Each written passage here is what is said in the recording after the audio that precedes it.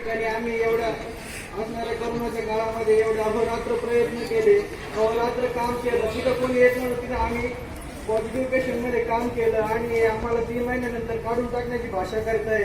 त्या शासनाने आमच्यावर काहीतरी दया दाखवावी किंवा आमचे प्रश्न आहेत ते मांडावे.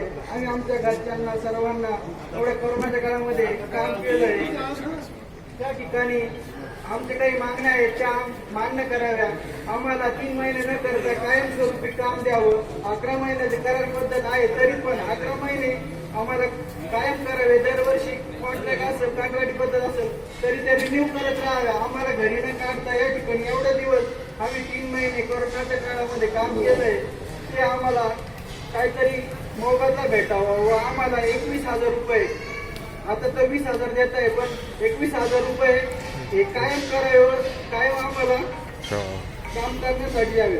भरती प्रक्रिया सरळ सेवा आम्हाला मांडून आम्हाला कायम करावे.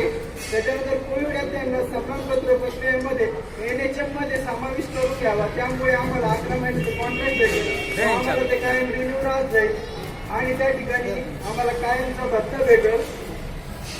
छोटं मतदानसंघ तयार करावा. त्यामुळे आमच्या मागण्या आम्हाला सरकारपर्यंत मांडता येईल व आमचं काहीतरी होईल एवढंच मी मागण्या करतो.